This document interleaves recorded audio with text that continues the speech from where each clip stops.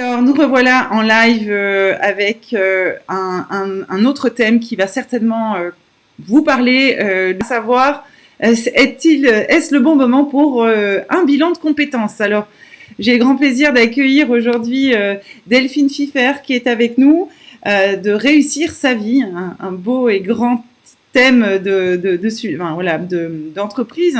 Merci d'être avec nous, Delphine, et vous allez nous parler du bilan de compétences, qui est un outil finalement dont on parle beaucoup, pas souvent très bien compris ni connu. Donc voilà, c'est l'occasion d'élucider toutes les questions. J'espère que vous êtes nombreuses derrière vos écrans vous intéresser, j'imagine, à ce sujet. N'hésitez pas, encore une fois, à faire signe à des personnes de votre entourage qui pourraient être intéressées. Et puis de réagir dans le chat, en posant vos questions ou en commentant ce qui vous sera dit. Je transmettrai toutes ces questions, vos questions et vos commentaires à Delphine à l'issue de sa présentation. Voilà, donc je vous laisse la parole, Delphine, et je vous retrouve tout à l'heure pour partager les éventuelles questions qu'on aura eues entre-temps. À tout de suite. Je peux y aller? C'est bon? Alors, on y va. Alors, hop, on va démarrer le partage d'écran. Est-ce que ça marche? Est-ce que vous avez le partage d'écran? Oui, c'est bon? Impeccable. Alors, donc, bonjour et bienvenue donc, dans le cadre de ce workshop que j'ai décidé de consacrer au bilan de compétences.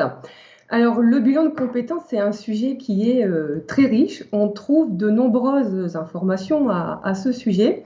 Et dans ma présentation, j'ai voulu faire un focus sur, j'allais dire, un élément qui vous pose problème par rapport à ce bilan de compétences, c'est celui de qui je vais choisir en termes de centre.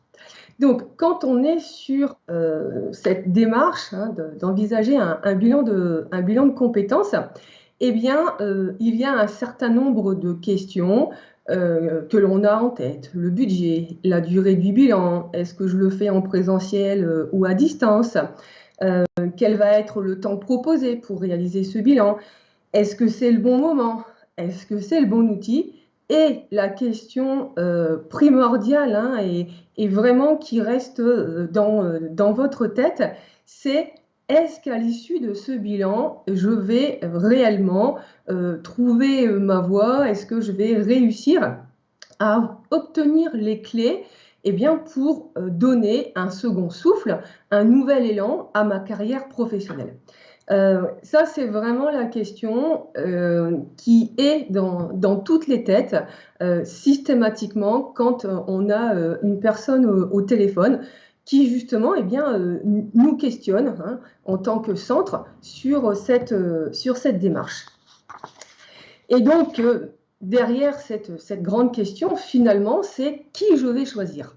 Et cette question, elle est, j'allais dire, d'autant plus complexe pour vous que si vous faites appel, par exemple, à un conseiller en évolution professionnelle, eh bien, il va vous suggérer d'appeler différents centres. Et toute la difficulté du bilan de compétences pour choisir cette histoire donc de centre, de prestataire, c'est que le bilan de compétences, il est réglementé par le Code du travail. Et donc, ça, c'est une difficulté pour vous, j'allais dire, pour choisir votre centre, parce que il y a un certain nombre de paramètres qui vont du coup être communs à bon nombre de centres de bilan de compétences. Et donc, ça veut dire que ça ne pourra pas faire partie des critères qui vont vous permettre de choisir tel ou tel centre. Et donc, je vais vous donner des clés dans le cadre de cette présentation pour vous aider dans ce sens. Alors, ce qu'il faut savoir, quand je dis qu'un bilan de compétences, il est réglementé par le Code du travail, c'est qu'un bilan de compétences, au maximum, ça fait 24 heures. On ne peut pas aller au-delà. Par contre, on peut avoir un temps qui est inférieur à cette durée. Et donc, un des critères, ça va être, de fait, la situation dans laquelle vous vous trouvez. Parce que la situation dans laquelle vous vous trouvez, à savoir, est-ce que vous voulez faire un bilan pour, par exemple, valider un projet de création d'entreprise? Est-ce que vous voulez faire un bilan parce que vous êtes au bord d'une rupture conventionnelle, mais il n'y a aucun projet derrière? Est-ce que vous faites un bilan parce que vous êtes en burn-out et où vous n'avez aucune idée de comment vous allez repartir sur le marché du travail? Eh bien, à chaque situation, j'allais dire, on va avoir un cheminement différent à faire et on ne va pas avoir nécessairement le même nombre d'heures à faire. Donc, votre situation, elle va déjà là, j'allais dire, conditionner des questions avec lesquelles vous allez pouvoir vous adresser aux consultants, aux prestataires que vous allez appeler dans le cadre de votre démarche.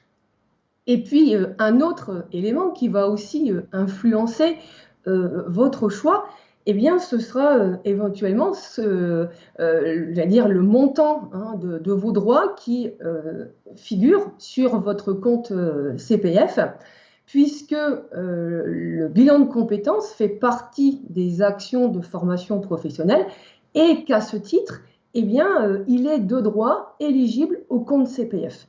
Donc là encore, en fonction du montant qui est sur votre compte, vous aurez là aussi accès, j'allais dire, à différents centres, puisque nous sommes nombreux sur le marché et que nous ne travaillons pas tous de la même manière. Alors, là encore, un élément commun à tous les centres, c'est le déroulement d'un bilan. Dans un bilan, vous avez nécessairement 3 phases à respecter. On a une phase préliminaire, une phase d'investigation et une phase de synthèse. Donc, dans cette phase préliminaire, qu'est-ce que l'on va faire?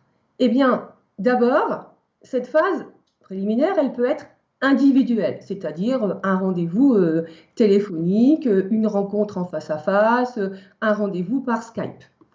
Ensuite, cette phase préliminaire, elle peut aussi être pour partie collective, c'est-à-dire qu'il peut y avoir toute une partie d'informations donnée sous la forme d'une réunion d'informations, justement, mais à un moment donné, ce sera nécessaire de revenir à une démarche plus individuelle. Pourquoi? Parce que, de nouveau, il va être nécessaire de déterminer votre besoin, donc de déterminer notamment le nombre d'heures dont vous avez besoin, et puis les outils qui vont correspondre à la situation dans laquelle vous vous trouvez. Il y a un élément fondamental que l'on cherche dans le cadre de cette phase préliminaire, c'est un consentement libre et éclairé de la personne avec qui on va faire cette démarche. Pour ma part, je considère que ce soit vous, que ce soit moi, c'est important que cette démarche, elle se passe bien, que l'on sente qu'on est bien en phase, de manière à ce que, elle soit, j'allais dire, agréable, favorable, porteuse, autant pour vous que pour moi. Donc, cette histoire de consentement libre et éclairé, c'est vraiment un élément qui est important et qui est surveillé par l'organisme qui gère le compte de formation, c'est-à-dire la Caisse des dépôts et des consignations. Dans la deuxième phase, donc la phase d'investigation, qui est la phase dans laquelle on va rentrer une fois que le consentement aura eu lieu et donc une fois que la proposition, le devis aura été accepté et que l'entrée en formation aura été notifiée. Dans cette phase d'investigation, il y a, on va dire, 2 temps forts pour moi. Un premier temps fort, c'est celui où on va soit valider le projet si on est dans un bilan qui vise cet objectif, ou soit l'émergence d'un nouveau projet professionnel si on travaille dans ce cadre-là. Et une fois que cette partie-là, elle aura été traitée, il va y avoir une deuxième phase, donc à l'intérieur de cette phase d'investigation, qui est ce qu'on appelle l'investigation métier, l'investigation terrain, c'est-à-dire eh bien, concrètement, comment mon projet, eh bien, je le fais naître pour que professionnellement, il puisse y avoir un changement dans ma vie. Alors, au niveau donc de l'émergence de ce projet, pour vous y aider, on va faire appel à un certain nombre donc d'outils, d'éléments, comme par exemple des supports à préparer, hein, qui vont vous servir à alimenter votre réflexion. Ça peut être aussi, par exemple, des vidéos inspirantes, alors sur des personnes qui ont réussi leur reconversion, ou là encore, hein, des vidéos qui vont amener des échanges, des réflexions sur la nouvelle direction que vous avez envie de donner à cet aspect professionnel hein, de votre vie. Il peut y avoir également des tests hein, qui peuvent être utilisés. Et là encore, si on cherche à valider un projet de création d'entreprise, eh bien, on peut partir sur des tests, sur des capacités de leadership, des capacités à diriger, hein, des capacités d'entrepreneuriat. Et si on est dans un projet, on va dire, plus tourné vers du salariat, eh bien, on peut aller chercher d'autres types de tests. Et puis enfin, eh bien, des rencontres alors en face à face, de manière à ce qu'il y ait eh bien, un échange, des synthèses hein, intermédiaires qui soient faites pour que, eh bien, pièce après pièce, le nouveau puzzle hein, que vous êtes en train de créer eh bien, puisse se réaliser au fur et à mesure. Alors, dans cette phase d'investigation, elle peut être totalement individuelle, d'accord ? Mais il y a aussi des centres qui peuvent, par exemple, prévoir un visionnement, par exemple, d'une vidéo en groupe avec des échanges. On peut aussi imaginer, dans le cadre de supports à préparer, alors là encore, des échanges, mais aussi, par exemple, des jeux de rôle.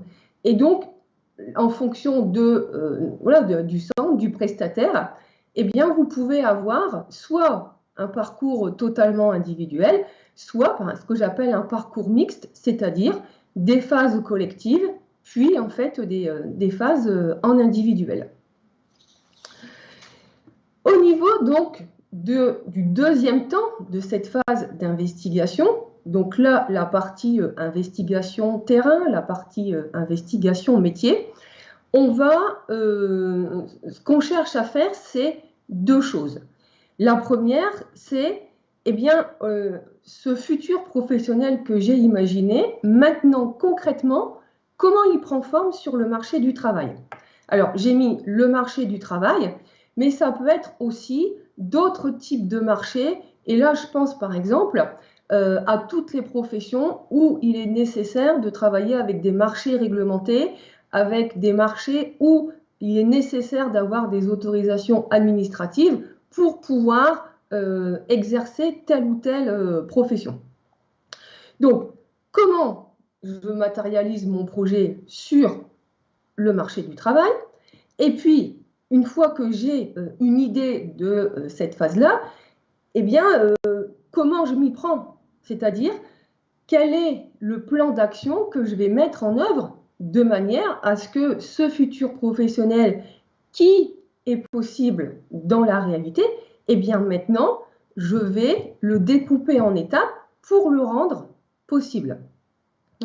Et donc, dans le plan d'action, on va par exemple voir si vous avez besoin de formation, si il faut passer éventuellement par un dossier de VAE. Est-ce que c'est là, hein, il y a la nécessité de créer par exemple une entreprise, ou est-ce que une nouvelle procédure de recrutement hein, avec des entretiens, eh bien ça suffira pour aller vers ce futur. Donc, cette phase d'investigation terrain-métier, elle est vraiment importante parce que c'est là qu'on vient confronter le projet à la réalité à laquelle on va devoir faire face.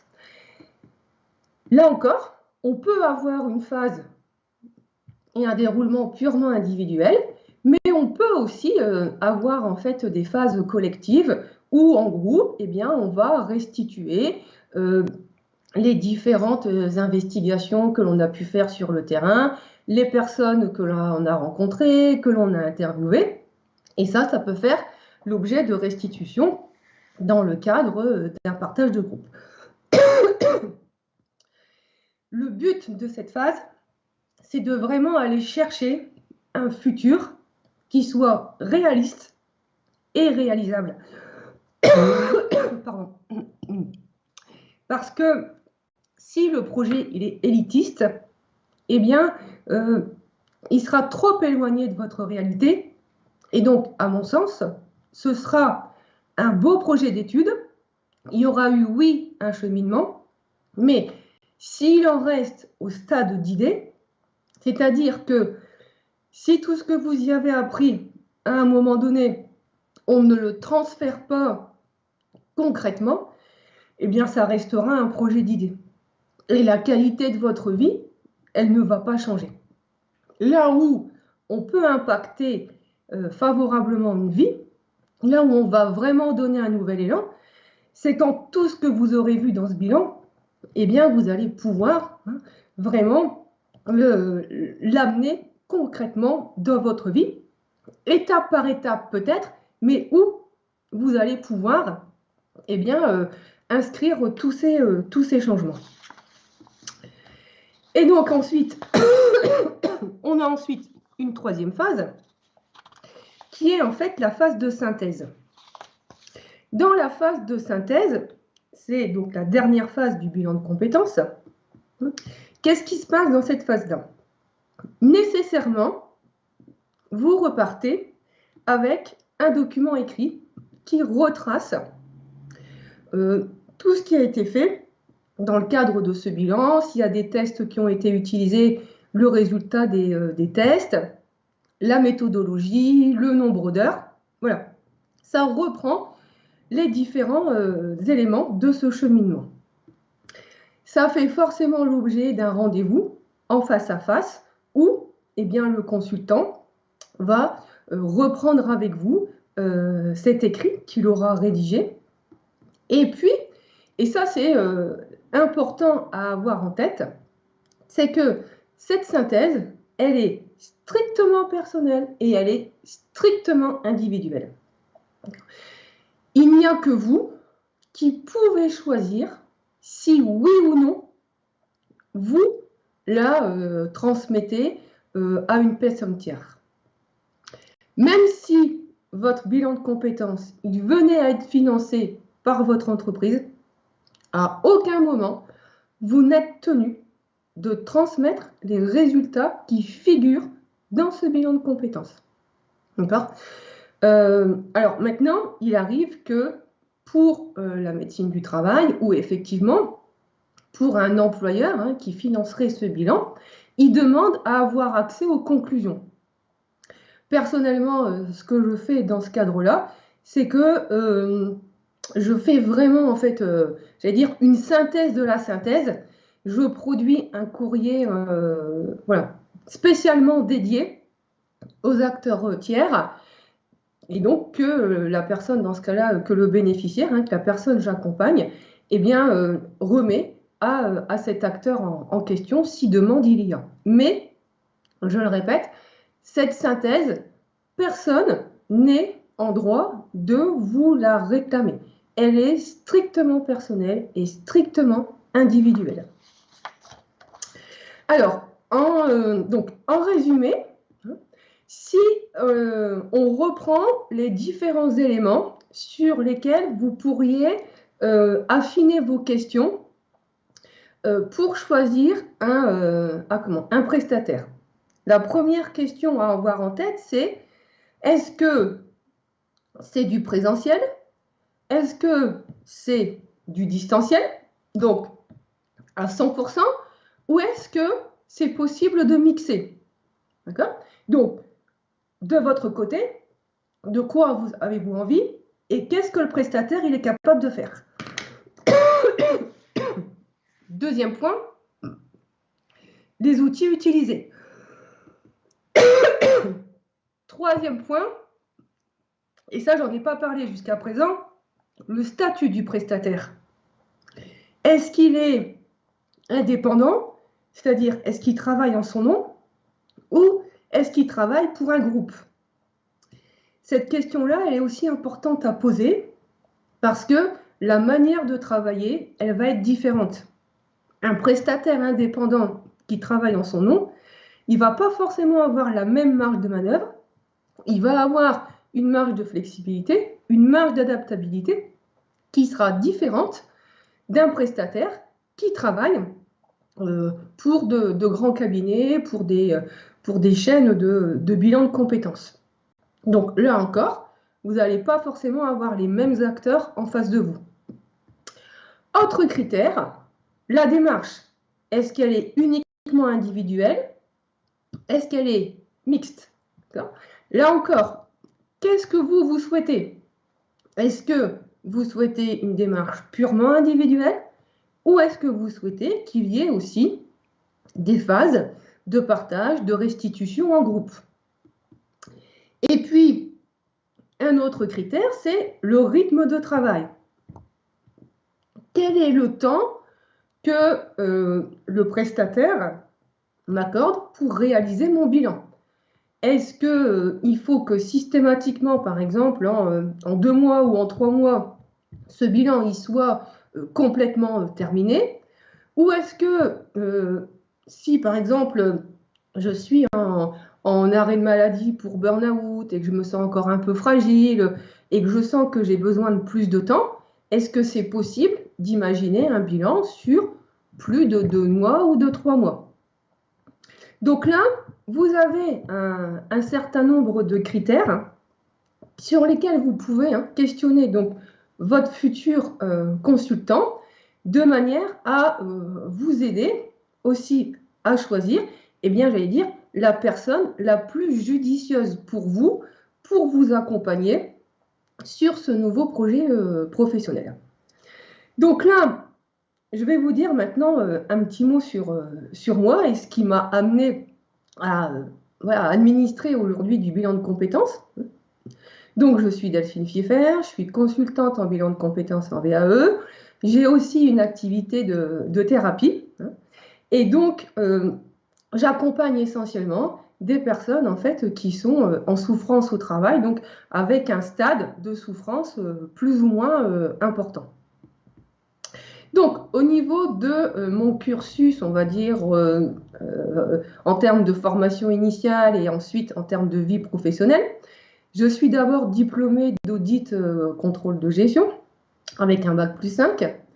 J'ai ensuite connu le burn-out quand j'étais contrôleur de gestion avec du harcèlement moral, enfin quelque chose qui a mis par terre toute cette carrière professionnelle destinée au monde de la finance. Je me suis reconvertie en tant qu'enseignante et donc ce métier en économie-gestion, je l'ai exercé pendant à peu près une dizaine d'années. J'ai ensuite créé mon cabinet, donc d'abord en tant que thérapeute pour accompagner la souffrance au travail, le stress des étudiants en décrochage. Et puis ensuite, j'ai créé mon centre de formation qui me permet aujourd'hui donc d'administrer du bilan de compétences, de faire de la VAE, d'avoir aussi des heures de formatrice dans des écoles sur l'île. Et donc, voilà, à partir de ce burn-out, on va dire que étape par étape, eh bien, j'ai réaligné ma vie professionnelle par rapport à quelque chose qui était beaucoup plus juste pour moi. Et à aujourd'hui, bien évidemment que le bilan de compétences que j'administre en nom propre, eh bien, il est issu de mon propre parcours, des recherches que j'ai pu mener, des coachings que j'ai pu faire pour pouvoir aujourd'hui eh bien, être devant vous à la place à laquelle je suis. Alors, je vous l'ai dit en début d'intervention, la question la plus préoccupante que vous avez, c'est vais-je trouver cette nouvelle voie? Donc, avant de savoir si vous avez des questions à me poser, je vous ai mis quelques retours de bilan de compétences pour que vous puissiez voir eh bien, ce que vivent les personnes. Alors, personnes bien évidemment là que j'ai accompagnées, mais ce qui se passe en fait à l'intérieur d'un bilan de compétences avec des retours plus ou moins, on va dire, étoffés en termes de commentaires. Donc, derrière cette démarche de bilan de compétences, il y a certes cette question de mon devenir professionnel, mais c'est aussi un cheminement sur lequel on vient vraiment, j'allais dire, travailler sur différents paramètres de l'être humain qui se pose cette question, donc sur la confiance, sur l'estime, qui sont des piliers importants pour pouvoir aller vers une vie professionnelle plus sereine, plus épanouissante, plus joyeuse et plus alignée avec la personne que l'on est. Donc, j'en ai terminé là maintenant. Donc, est-ce que vous avez des questions? C'est évident que en une demi-heure, il fallait que je fasse des choix sur ce que je traitais sur le bilan de compétences. Et donc, j'ai choisi de traiter la partie sur laquelle on trouve le moins d'informations. Merci beaucoup. Merci beaucoup, Delphine. Oui, il y a effectivement des questions, donc c'était intéressant. Alors, par contre, je ne vous entends pas. Ah, voilà. Ça y est. Pardon. C'est parce qu'en fait, j'ai coupé mon micro à 2 endroits. Oui, parce que j'apparaissais sur votre écran, mais c'est pas grave. Je suppose que vous me voyez. Oui, c'est bon. Donc, oui, merci pour cet éclairage que vous nous amenez et sur toutes ces étapes du bilan de compétences et toutes ces différentes aspérités. On a une question à propos de... Bon, c'est une personne qui est fonctionnaire à l'arrêt aujourd'hui. Voir si un bilan peut être fait en étant à l'arrêt. Oui, tout à fait. Voilà. Et du coup, sur le dispositif, comment ça se passe c'est peut-être presque le meilleur moment finalement pour le faire. C'est quand on a du temps devant soi. Tout à fait. Ouais, tout à fait. Donc, en fait, ce qu'il faut savoir, c'est qu'avec le compte CPF, la personne, en fait, elle utilise, j'allais dire, les fonds qui sont sur ce compte comme elle le souhaite. Voilà. Alors maintenant, au niveau de tout ce qui est fonctionnaire ou assimilé fonctionnaire, moi j'ai des assimilés fonctionnaires où tout a été fait pour qu'ils puissent disposer d'eux-mêmes de leur CPF. Voilà. Par contre, là, j'ai une autre personne où là, il a fallu qu'elle fasse en fait une demande en interne et où ça va être son CPF qui va être utilisé, mais où c'est l'employeur, en fait, le service RH qui gère en fait ce CPF. D'accord. Donc, pour cette partie-là, le meilleur conseil que je donnerais, c'est de se connecter sur le compte CPF, voir si la personne elle a accès elle-même à ses fonds ou pas.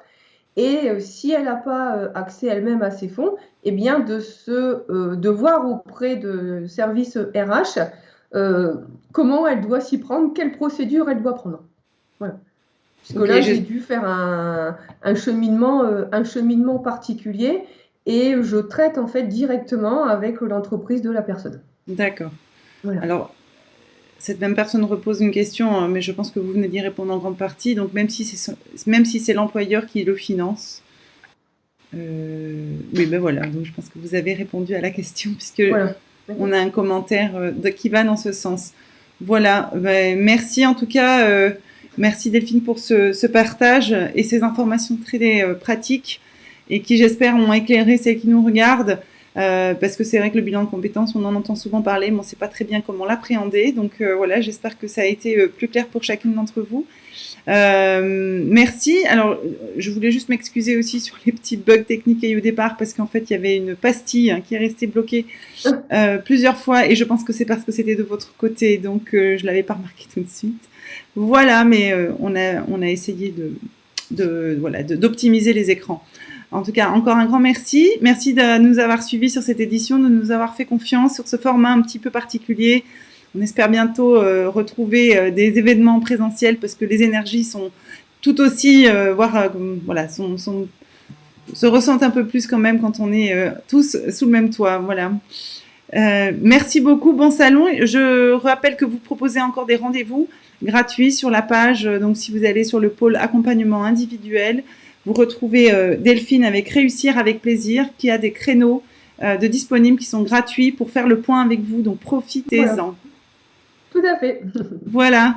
Merci. Je vous retrouve tout de suite pour continuer de parler d'évolution professionnelle avec le conseil en évolution professionnelle, justement, et Enis Saoudi qui va nous rejoindre très rapidement. Merci encore Delphine, bon après-midi à vous. Au revoir.